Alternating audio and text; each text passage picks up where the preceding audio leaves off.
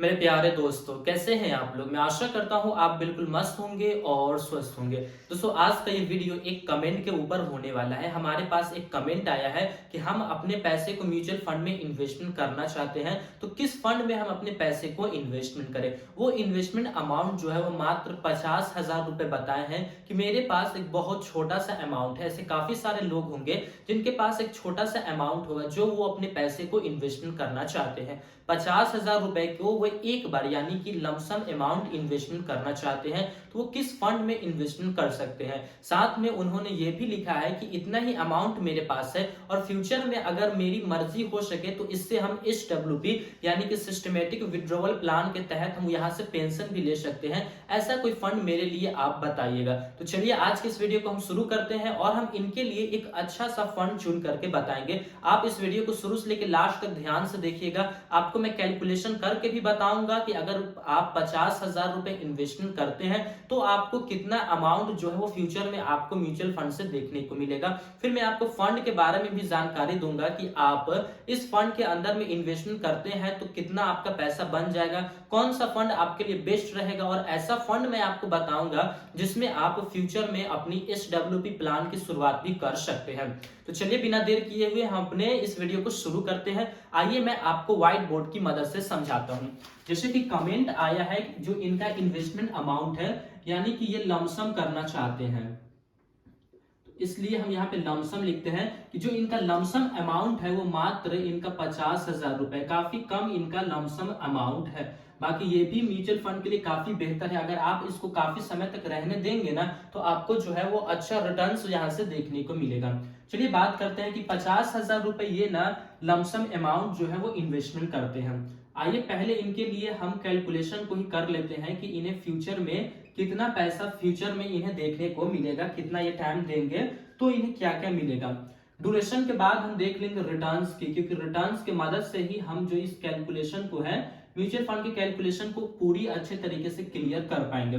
फिर लास्ट में हम देखेंगे कि इनको फाइनल वैल्यू जो है वो क्या लास्ट में देखने को मिलेगा। यहाँ पे मैं जो आपको कैलकुलेशन करके दिखाऊंगा वो मैं सिंपल लमसम का यानी कि लमसम के बारे में करके दिखाऊंगा।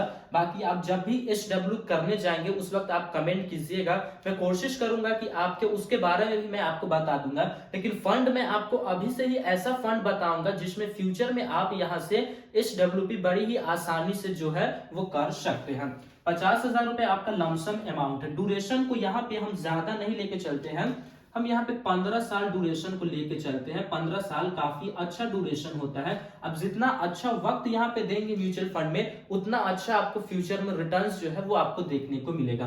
रिटर्न्स की अगर हम बात करें तो यहाँ पे हम जो रिटर्न्स जो एक्सपेक्ट करने वाले हैं वो हम मात्र 15% 15% का रिटर्न हम एक्सपेक्ट करेंगे। और मैं जो फंड आपको बता रहा हूं उस फंड ने ऑल ओवर रिटर्न जो लोगों को बना करके दिया है वो काफी ज्यादा बना करके दिया है। तो उस हिसाब से मैं यहाँ पे जो कैलकुलेशन के लिए आपका लेके चलूंगा वो मैं 19% का लेकर चलूंगा।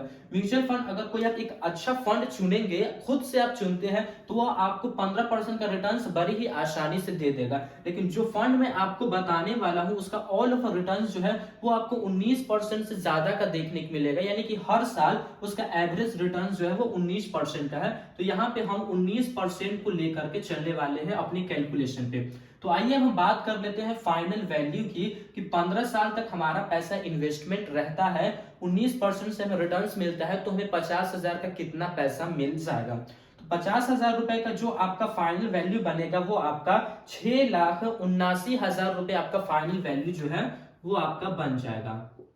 6,79,000 रुपए आपका फाइनल वैल्यू बन जाएगा। काफी आपको कम लग रहा होगा कि म्यूचुअल फंड काफी कम रिटर्न्स दिया है, तो यहाँ पे आपने एक मैजिक देखिए, आप ड्यूरेशन को जो 15 साल रखे हैं ना उसी ड्यूरेशन को आप थोड़ा सा बढ़ा दीजिए, ज्यादा नहीं, उसको आप बढ़ा दीजिए। 15 साल जो ड्यूरेशन है आपको उसमें आप उस चीज को आप 25 साल कर दीजिए कि हम 25 साल तक इस फंड को चला देंगे, 25 साल तक हम इन्वेस्टमेंट रहने देंगे। तब आप देखिए कि आपको लास्ट में जो फाइनल वैल्यू जो है वो आपको काफी अच्छा देखने को मिलेगा। आपको फाइनल वैल्यू जो है वो काफी इसके मुकाबले में आपका काफी बड़ा अमाउंट बन जाएगा। वो अमाउंट आपका बनेगा 38,69,000 रुपए। 38,69,000 69,000 रुपए जो आपका फाइनल वैल्यू है वो बन जाएगा। मात्र यहाँ पे 10 साल बढ़ाने, 15 साल पे आपका कितना बढ़ा है, 6.5 लाख रुपया ही आपको मिला। लेकिन अगर आप उसमें 10 साल और ऐड कर देते हैं तो आपको यहाँ पे 38 लाख रुपए देखने को मिल जाएगा। तो अगर आप 50,000 रुपए इन्वेस्टमेंट करते हैं और जो मैं फंड बताता हूं जिसका ऑल ओवर रिटर्न 19% से भी ज्यादा है, कैलकुलेशन के लिए हम केवल 19% लेके चले हैं, तो आप 25 साल के बाद आपको इतना पैसा मिल जाएगा। और जब आप चाहे तो इसमें एसआईपी भी अपनी कर सकते हैं। एसआईपी नहीं, सॉरी एसआईपी नहीं, एसडब्ल्यूपी आप कर सकते हैं। एसडब्ल्यूपी यानी कि आप इसके अंदर लगा करके हर महीने यहां से आप जो है वो पेंशन भी ले सकते हैं। चलिए ये हमारा तो हो गया कैलकुलेशन। अब हम बात कर लेते हैं फंड की कि कौन सा ऐसा फंड है जिसमें हम लमसम अमाउंट भी कर दे, फ्यूचर में हमें जरूरत पड़े तो हम एसडब्ल्यूपी भी वहां से कर सकते हैं। मैं जो आपको फंड बताने वाला हूं वो हमारा फंड जो है वो एक एचडीएफसी का फंड होने वाला है। एचडीएफसी का काफी बेहतर फंड मैं आपको बताऊंगा जिसकी होल्डिंग्स जो है वो आपको काफी अच्छी अच्छी जगह पे देखने को मिलेगी। उस फंड का नाम है दोस्तों एचडीएफसी बैलेंस एडवांटेज फंड। इस चीज को चलिए यहां पे हम लिखते हैं एचडीएफसी बैलेंस एडवांटेज फंड। काफी पॉपुलर ये फंड है, ऐसा नहीं है कि नया फंड मैं आपको सजेशन कर रहा हूं, काफी पॉपुलर फंड है। और आप ना एसडब्ल्यूपी के लिए अगर इस फंड को चुनते पर्सनली एसडब्ल्यूपी के लिए तो काफी अच्छा आपके लिए हो सकता था। लेकिन आप यहाँ पे लमसम भी कीजिए और फ्यूचर में आप यहाँ से एसडब्ल्यूपी भी बड़ी आसानी से आप कर लेते। चलिए इसके हम थोड़ी आपको बेसिक चीज के बारे में मैं आपको बताता हूं कि इस फंड के अंदर में आपको टोटल स्टॉक्स जो है वो कितना कंपनी का देखने को मिलेगा, जिससे आपके पैसे की सेफ कितना है, आपका पैसा फ्यूचर में कितना सेफ रहने वाला है, ये चीज आपको क्लियर हो जाएगा। टोटल स्टॉक्स के बाद मैं आपको बताऊंगा कि इसके अंदर में टोटल सेक्टर्स कितने हैं। टोटल सेक्टर्स कहने का मतलब ये हुआ कि किन किन फील्ड में आपका पैसा जाएगा। ठीक है, टोटल सेक्टर्स की भी हम बात करने वाले हैं। टोटल स्टॉक्स की अगर हम बात करें तो यहाँ पे आपको 323 कंपनियों के स्टॉक्स जो है वो आपको देखने को मिलेंगे। 323 कंपनी के स्टॉक्स। पहले इसके अंदर में मात्र 299 स्टॉक्स थे, लेकिन अभी 24 स्टॉक्स इसके अंदर बढ़ा दिए गए हैं, जिससे हमारा जो रिस्क है वो और काफी कम गया है। तो यहाँ पे आप पैसा इन्वेस्टमेंट करेंगे, आपका 50,000 रुपए है तो ये 50,000 रुपए 323 कंपनी के अंदर में आपका पैसा जो है वो चला जाएगा। टोटल सेक्टर्स की अगर हम बात करें तो यहाँ पे आपको 10 सेक्टर्स देखने को मिलेंगे, जिसमें सबसे ज्यादा जो आपका पैसा जाएगा वो आपका पैसा जो फाइनेंशियल सर्विस के अंदर जाएगा, यानी कि जो बैंक होते हैं उसके अंदर आपका पैसा सबसे ज्यादा जाने वाला है। तो आप ये चीज क्लियर करके रखिएगा कि हम जो पैसा इन्वेस्टमेंट कर रहे हैं वो ज्यादातर हमारा पैसा बैंक में है, बैंक के पास गया है, बैंक लोगों को लोन दी है, जिससे लोन की मदद से बैंक को प्रॉफिट हो रहा है, तो आपको भी वहां से प्रॉफिट जो है वो आपको देखने को मिलेगा। आइए इसके रिटर्न्स की हम बात कर लेते हैं कि ये कितना का रिटर्न्स जो है वो लोगों को बना करके दिया है। तो इस फंड ने जो लोगों को ऑल ओवर रिटर्न्स बना करके दिया है वो रिटर्न्स है 20% का। 20% का रिटर्न्स इस फंड ने ऑल ओवर लोगों को बना करके दिया है, जो कि काफी अच्छी बात है। आइए अब हम इसके बात कर लेते हैं एक्सपेंस रेशियो की और एग्जिट लोड के बारे में। एक्सपेंस रेशियो मतलब कि आपसे कुछ पैसा यहाँ पे चार्ज लिया जाएगा। जो फंड मैनेजर बैठा हुआ है, जो फंड मैनेजर इस फंड को मैनेज कर रहा है, वो फंड मैनेजर जो है वो आपसे कुछ चार्ज लेता है इस पैसे को मैनेज करने के लिए। तो यहाँ पे जो आपको चार्जेस पे करना पड़ेगा वो आपको 0.18% का आपको चार्ज जो है वो यहाँ से आपको पे करना पड़ेगा। एग्जिट लोड की बात कर लेते हैं। एग्जिट लोड के बारे में मैंने एक वीडियो पूरा प्रॉपर अच्छे तरीके से बनाया है कि कैसे आपको एसआईपी के अंदर में एग्जिट लोड देना पड़ता है।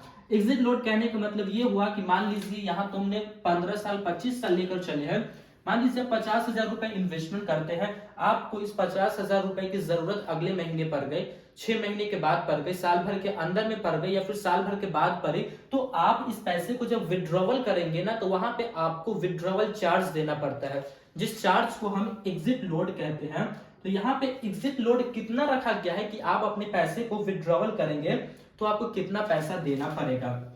अगर आप अपने पैसे को इन्वेस्टमेंट किए हैं और इन्वेस्टमेंट के 1 साल पहले, यानी कि आपका इन्वेस्टमेंट किए हुए 1 साल अभी पूरे नहीं हुए हैं, तो तो आपको 1% का जो है वो एग्जिट लोड जो है वो यहाँ पे आपको देना पड़ेगा। यानी कि एग्जांपल में आप समझे कि आपका 1 लाख रुपए है ना, तो 1 लाख रुपए का 1% होता है 1000 रुपए, और यहाँ पे आपने कितना पैसा इन्वेस्टमेंट किया है 50,000, तो 50,000 का 1% होता है 500 रुपए।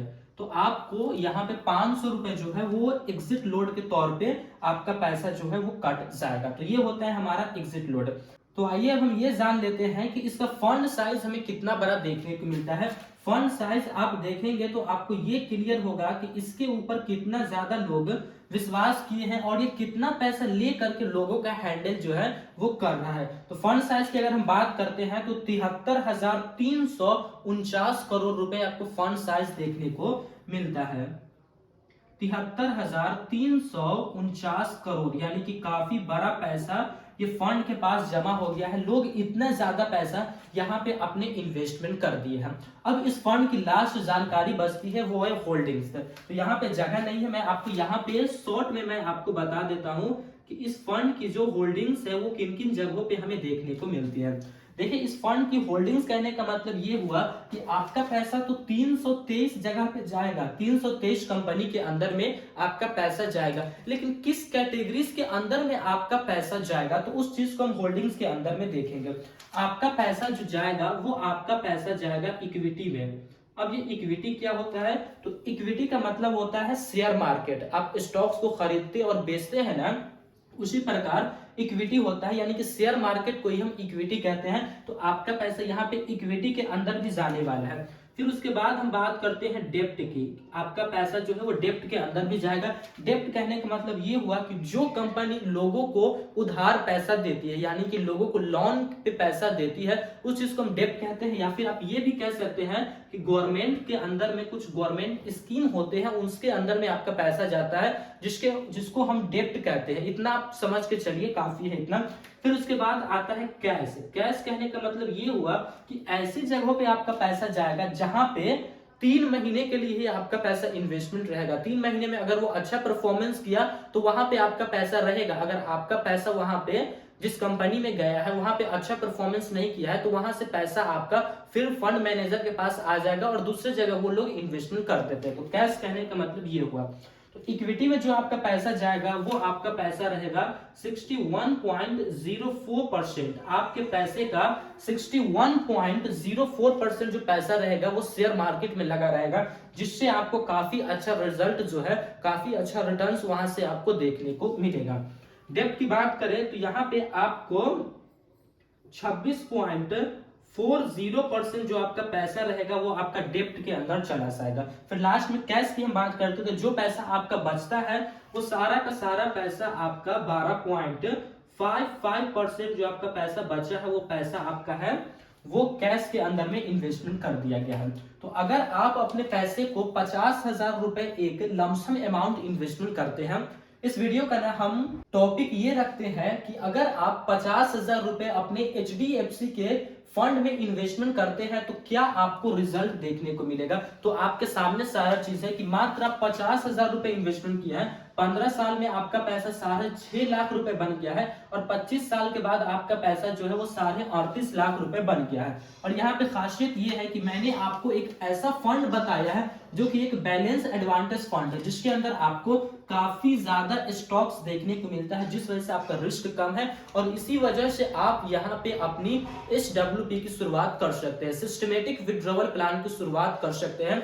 यानी कि एक ही फंड के अंदर में आप अपनी लमसम भी कर सकते हैं और इसी फंड के माध्यम से आप अपनी SWP प्लान की शुरुआत भी कर सकते हैं। तो जो व्यक्ति ये कमेंट किए हैं उनको ये वीडियो जरूर अच्छा लगा होगा, क्योंकि मैं काफी ज्यादा रिसर्च करके उनके लिए मैं इस फंड को चुना हूं जिसमें उन्हें दोनों फैसिलिटी देखने को मिल जाए। और काफी ऐसे लोग होंगे जिनका काफी छोटा अमाउंट है। देखिए, अमाउंट कितना बड़ा भी रहे, छोटा रहे या फिर बड़ा रहे, इसका कोई फर्क नहीं पड़ता है। फर्क तो ये है कि आपको इन्वेस्टमेंट आप करते हैं कि नहीं करते हैं। सबसे बड़ा फर्क ये हमें देखने को मिलता है। अगर आप इन्वेस्टमेंट करते हैं, भले ही आप 5,000 रुपए से शुरुआत कीजिए, आपके पास SIP आप नहीं करना चाहते हैं कि हर महीने हमारे पास पैसा आएगा या बचेगा कि नहीं बचेगा, अब 5,000 रुपए बचा है आपके पास, तो उस 5,000 रुपए का आप लमसम अमाउंट के तहत इन्वेस्टमेंट कर दीजिए। आपको फ्यूचर में अच्छा रिजल्ट ही वहां से देखने को मिलेगा, क्योंकि यहाँ पे कंपाउंड इफेक्ट जो है वो काम करता है। रिटर्न्स तो आपको मिल ही रहे हैं, इसके साथ साथ आपको कंपाउंडिंग का भी पावर देखने को मिलेगा। जितना आपके पास पैसा है उतना आप वन टाइम इन्वेस्टमेंट कर दीजिए। अगर आप एसआईपी करते हैं तो और अच्छी बात है, क्योंकि वहां पे आपको एवरेजिंग रिटर्न्स जो है वो काफी बढ़िया देखने को मिलता है। बाकी दोस्तों ये वीडियो आपको कैसी लगी है आप कमेंट बॉक्स में जरूर बताइएगा, और अगर आपका इसी प्रकार का कोई क्वेश्चन होगा तो उसको आप कमेंट कीजिएगा, मैं जरूर कोशिश करूंगा कि आपके उसके ऊपर वीडियोस बनाने की। बाकी फिर मिलेंगे दोस्तों एक नए वीडियो में। और हाँ, यहाँ पे मैं एक डिस्क्लेमर कहना चाहूंगा कि ये वीडियोस कोई सजेशनल वीडियोस नहीं है कि आप इसी फंड के अंदर में अपने पैसे को इन्वेस्टमेंट करें। अब जब भी इन्वेस्टमेंट करने जाए तो आपके जो फाइनेंस के कोच है जिनसे आप सलाह लेकर के इन्वेस्टमेंट करते हैं उनसे आप एक बार जरूर सलाह ले लीजिए, उसके बाद ही आप अपने पैसे को इन्वेस्टमेंट कीजिए। बाकी इसके ऊपर भी आप चलेंगे तो आपको फ्यूचर में काफी अच्छा रिजल्ट देखने को मिलेगा। तो फिर मिलेंगे दोस्तों एक नए वीडियो में, तब तक के लिए जय हिंद जय भारत। अल्लाह पाक आपको सलामत रखे और आप हमारी वीडियोस को इसी तरह देखते रहें।